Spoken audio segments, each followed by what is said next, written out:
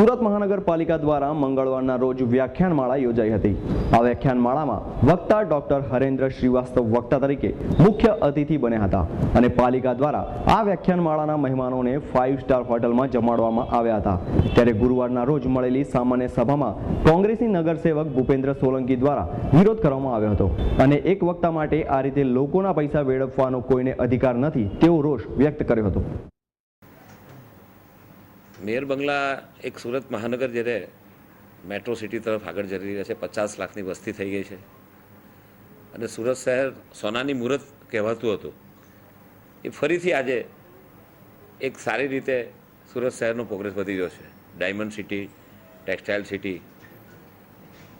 Jewellery hub બની રહ્યું છે। મેડિકલ ને માટે બી એક સરસ સુવિધા, મેડિકલ ટુરિઝમ સારી રીતે ચાલુ રહ્યું છે। સ્કૂલ કોલેજો ઇન્ટરનેશનલ કક્ષાની થઈ રહી છે।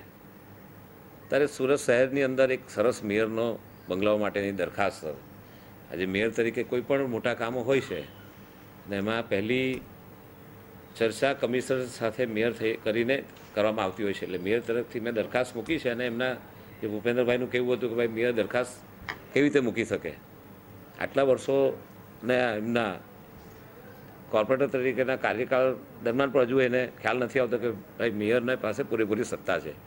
બીપીએમસી અંતર્ગત અમે કમિશનરશ્રીને પાવર આપવામાં આવ્યા છે। એનો એવો મતલબ નથી કે ભાઈ મેયરનું કંઈ કામ નહીં થાય, મેયરની સૂચના પ્રમાણે જ કામ થતું હોય છે અને એ પ્રમાણે દરખાસ્ત લાવવામાં આવી છે અને દરખાસ્ત સ્ટેન્ડિંગ કમિટીમાં પાસ થયા પછી જનરલ બોર્ડ તરફ મૂકવામાં આવ્યું છે।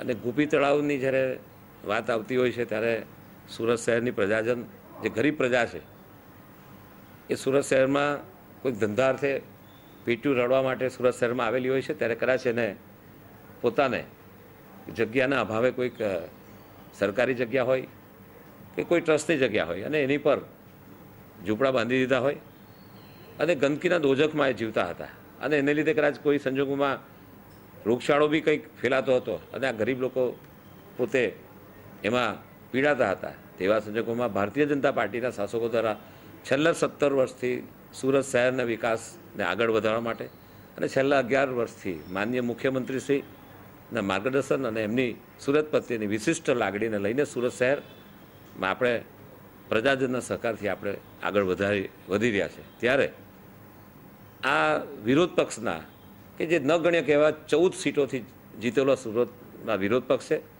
દિવસે દિવસે સુરત શહેરની પ્રજા આ કોંગ્રેસને ઓળખી રહી છે અને જાકરો આપી રહી છે। મેં પહેલાં પણ કીધું હતું કે 14માંથી હવે 4 થઈ જશે એ તરફ એ લોકો જઈ રહ્યા છે। આપણે સુરત શહેરની અંદર એક સરસ વ્યાખ્યાનમાળાનું આયોજન કરેલું હતું।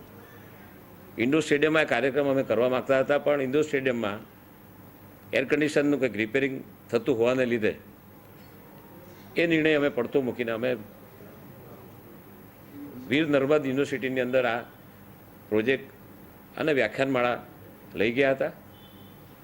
ત્યાં બી યુનિવર્સિટીના છોકરાઓ બી એમાં ભાગ લે પણ સદનસીબે તે દિવસ થોડો લગ્નનો પણ હતો અને કોઈને કોઈ કારણસર કોઈ ઇન્વોલ્વમેન્ટ થઈ શક્યા નહોતા અમારી જે ધારણા હતી, પણ 500 લોકો તો આની અંદર ખરેખર આવેલા હતા કે જે ભૂપેન્દ્રભાઈએ કીધું એ હાજર હોવા છતાં પણ કીધું કે 100-150 લોકો આવેલા હતા। પણ ખરેખર જે 500 લોકો પણ જો એક દેશપ્રેમની ભાવના લઈને જો અને વીર સાવરકરના અને સ્વામી વિવેકાનંદના એ દેશપ્રેમને જો લઈ જશે અને મેસેજ જો પહોંચાડશે તો કદાચ હું એવું માનું છું કે આપણા ગુજરાતનું, સુરતનું નહીં પણ પૂરા દેશને માટે એક સારું કાર્ય આપણે કરેલું હું એવું માનીશ।